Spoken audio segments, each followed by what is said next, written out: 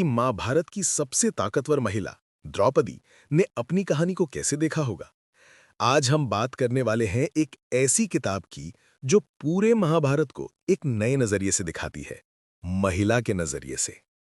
आज हम बात करेंगे द पैलेस ऑफ इल्यूजन्स की, जैसे लिखा है चित्रा बनर्जी दिवाकरुणी ने।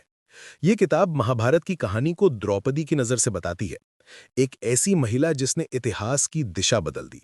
ये किताब हमें सिखाती है कि कैसे एक महिला ने पुरुषों के संसार में अपनी पहचान बनाई, कैसे उसने अन्याय का सामना किया और कैसे उसकी शक्ति ने एक युद्ध को जन्म दिया।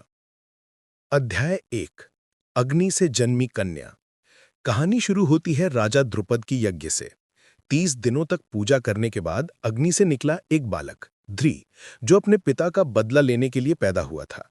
और उसके साथ ही निकली एक कन्या द्रौपदी, जिसके बारे में भविष्यवाणी हुई थी कि वो इतिहास बदल देगी। लेकिन द्रौपदी अनचाही थी। उसके पिता को सिर्फ बेटा चाहिए था।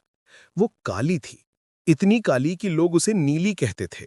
अपने महल में अकेली और उदास द्रौपदी ने अपनी धाई मां से कहानियां सुनकर अपना बचपन बिताया। उसका सबसे करीबी दोस्त बना कृष्ण, जो उसकी तरह ही काला था और जो हमेशा उसके साथ खड़ा रहा।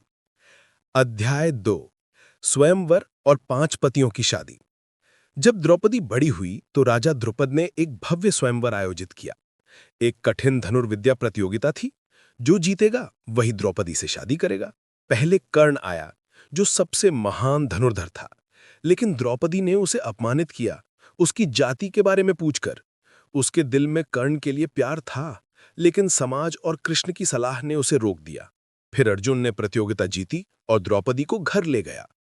अब बढ़ते हैं अगले हिस्से की ओर, जो द्रौपदी के जीवन का सबसे अजीब मोड़ था। जब अर्जुन ने अपनी मां कुंती से कहा, देखो मां, हम क्या लाए हैं, तो कुंती ने बिना देखे कह दिया, जो भी लाए हो 5 भाइयों में बांट लो। और इस तरह द्रौपदी को 5 भाइयों से शादी करनी पड़ी। युधिष्ठिर, भीम, अर्जुन, नकुल और सहदेव। वेद व्यास ने व्यवस्था दी कि द्रौपदी हर साल एक पति के साथ रहेगी, बड़े से छोटे की ओर। द्रौपदी को कुंती से कभी प्यार नहीं मिला। वो हमेशा उससे जलती थी और उसे नियंत्रित करने की कोशिश करती थी। अध्याय 3, भ्रम का महल, इंद्रप्रस्थ। कहानी यहां से एक नया मोड़ लेती है। पांडवों और कौरवों के बीच राज्य बंट गया। पांडवों को बहुत खराब जमीन मिली, लेकिन उन्होंने मेहनत से इंद्रप्रस्थ नाम का सुंदर शहर बनाया। माया नाम के वास्तुकार ने एक जादुई महल बनाया, भ्रम का महल, जहां फर्श पानी लगता था और दीवारें गायब हो जाती थीं। द्रौपदी इस महल से बहुत खुश थी। एक दिन दुर्योधन महल देखने आया। फर्श के भ्रम में वो पानी के तालाब में गिर पड़ा। द्रौपदी ने हंसकर कहा, अंधे का बेटा अंधा। दुर्योधन ने ये अपमान सहन नहीं किया और बदला लेने की कसम खाई। अध्याय 4, पासे का खेल और अपमान। दुर्योधन और शकुनी ने एक चाल चली। उन्होंने पांडवों को पासे के खेल में बुलाया। युधिष्ठिर ने सब कुछ हार दिया, अपना धन, अपने भाइयों को, खुद को और अंत में द्रौपदी को भी दांव पर लगा दिया। द्रौपदी को बालों से पकड़कर सभा में घसीटा गया। दुर्योधन ने उसे अपमानित किया और दुशासन ने उसके कपड़े उतारने की कोशिश की, लेकिन द्रौपदी ने हार नहीं मानी। उसने सवाल उठाया, क्या युधिष्ठिर को मुझे दांव पर लगाने का अधिकार था, जब वो खुद को पहले ही हार चुके थे? कृष्ण ने चमत्कार किया और द्रौपदी की साड़ी अनंत हो गई। द्रौपदी ने कसम खाई कि मैं अपने बाल तब तक नहीं बांधूंगी जब तक इन कौरवों को मार नहीं दूंगी और दुशासन के खून से अपने बाल नहीं धो लूंगी। ये द्रौपदी का सबसे शक्तिशाली क्षण था, जब एक महिला ने अपनी आवाज उठाई और न्याय की मांग की। अध्याय 5, 12 साल का वनवास। पांडवों और द्रौपदी को 12 साल के लिए जंगल में भेज दिया गया और 13वें साल अज्ञातवास में बिताना था। पूरे वनवास के दौरान द्रौपदी का एक ही लक्ष्य था, बदला लेना। वो पीड़ित महिला नहीं थी, वो एक योद्धा थी। 13वें साल में द्रौपदी राजा विराट के महल में दासी बनकर रही। प्रिंस कीचक ने उसे परेशान किया। द्रौपदी ने भीम को बुलाया और कीचक का वध करवा दिया। इस घटना के बाद कुरुक्षेत्र का महायुद्ध शुरू हो गया। अध्याय 6, कुरुक्षेत्र का युद्ध और परिणाम। द्रौपदी केवल युद्ध का बहाना नहीं थी, वो युद्ध की रणनीतिकार थी। उसने कृष्ण से पांडवों का साथ देने को कहा। उसने युधिष्ठिर की शांति प्रियता को चुनौती दी और युद्ध के लिए प्रेरित किया। उसने भीम से कहा कि वो दुशासन और कर्ण से बदला ले। युद्ध भीषण था। द्रौपदी के पिता द्रुपद, उसका भाई ध्री और कर्ण सब मारे गए। उसके 5 बेटे भी मारे गए। युद्ध जीता तो गया, लेकिन कीमत बहुत बड़ी थी। द्रौपदी को अपराध बोध हुआ, क्या इतना विनाश सही था? लेकिन उसने जो किया वो एक महिला की ताकत और दृढ़ निश्चय का प्रतीक था। अध्याय 7, जीवन का अंत और स्वर्ग।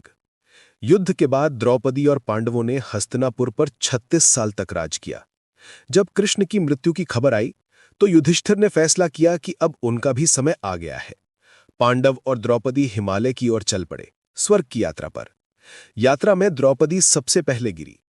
जब भीम ने युधिष्ठिर से पूछा कि द्रौपदी क्यों गिरी, तो युधिष्ठिर ने कहा, हालांकि हम सब उसके लिए बराबर थे, लेकिन उसका दिल अर्जुन के लिए ज्यादा था, यही उसकी कमजोरी थी। लेकिन स्वर्ग में द्रौपदी को उसका असली प्यार मिला, कर्ण। वहां वो लक्ष्मी देवी के रूप में बैठी थी और कर्ण के साथ अनंत काल तक रही।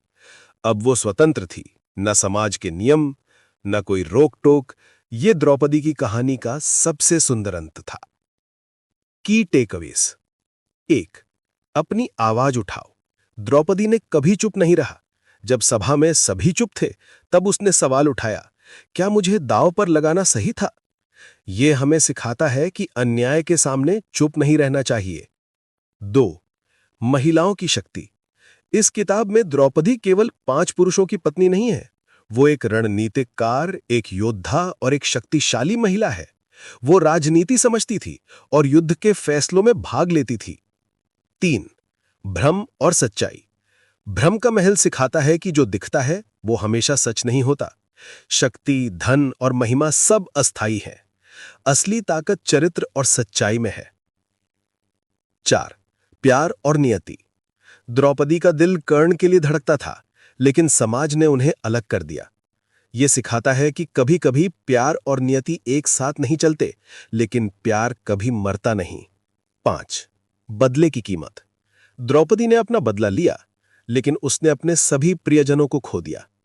यह सिखाता है कि बदले में विनाश होता है और क्षमा में शक्ति होती है। यह किताब हमें सिखाती है कि द्रौपदी केवल एक पीड़ित महिला नहीं थी, वो एक साहसी, बुद्धिमान और शक्तिशाली महिला थी जिसने अपने समय के सभी नियमों को चुनौती दी।